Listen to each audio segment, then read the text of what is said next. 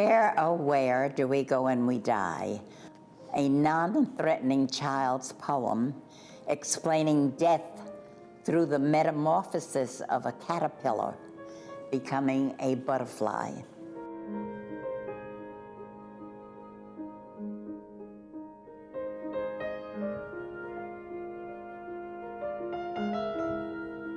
Where, oh where do we go when we die? Asked a child with a tear in his eye. My mom won't tell me, neither will Dad. Whenever I ask them, they're very sad. Of course, said Grandma, I'll explain it to you.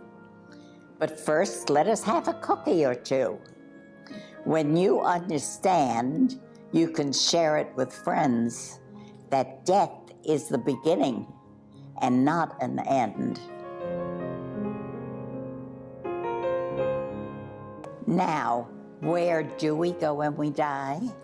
Well, just like a caterpillar leaves its body when it becomes a butterfly, we leave ours on earth, then away we fly, and our souls take us high up into the sky, just like the butterfly.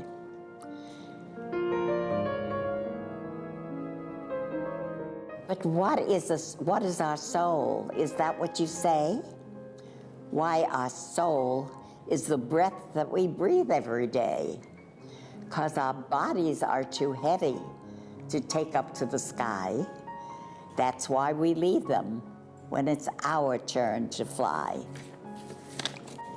We sleep on the clouds, we wink through the stars, play hopscotch on planets like Venus and Mars. We kiss through the wind, we laugh in the rain, and never ever feel any pain. We light a candle on the moon to brighten the night as we hum a little tune. We warm the days with the shining sun and watch over you when day is done. So now you know where we go when we die, and the reason God made such a beautiful sky.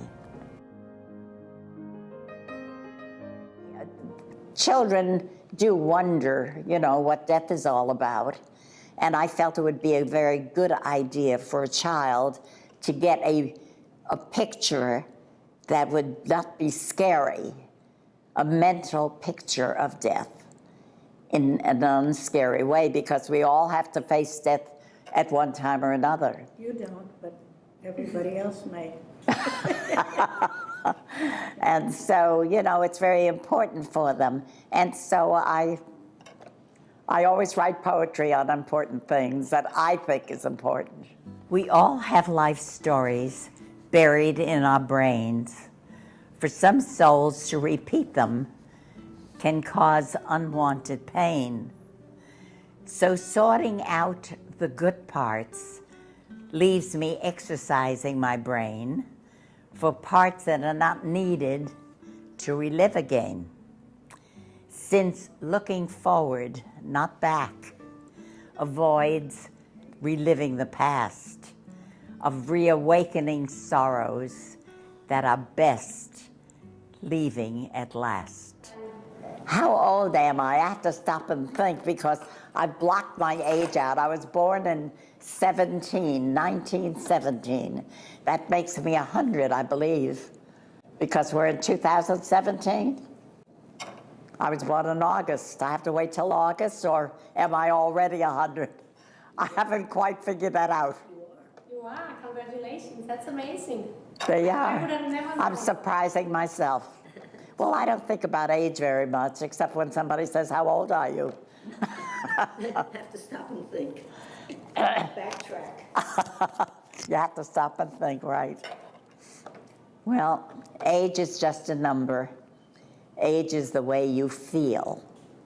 And some people are able to maintain the feeling of youth, which I thank the good Lord above that I've always been able to not feel old. But when I'm with my grandchildren, I let them ask all the questions and, about aging and everything else, and they seem to know and understand, and they like to talk about things like that. Some people don't like to even think of themselves talking to a child about age. And if they ask me, I tell them. I don't force it on them, but I will tell them. Terrific. That's very, very well done. Well, happiness belongs to you. You have happiness is in your heart. You either recognize your happiness or you recognize the sadness. You are what you make yourself. What you feel is what you are. And if you're going to be always looking for something bad to happen, you're an unhappy person. You're going to live an unhappy life. But if you always feel, well, something didn't happen that's good, something didn't happen that I wanted to happen that was good, but the next time it'll be better. You always have to look for the good parts of life. If you search, you get what you search for. You are what you look for. And if you look for good things, you find them. If you look for bad things, you find those too. And you learn how to cope. Life is a coping thing. You have to be able to cope on both sides of the fence. You have to have some bad things to learn how to overcome them. And you have to have good things.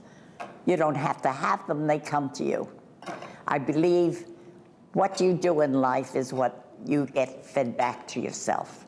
You do good, you get good.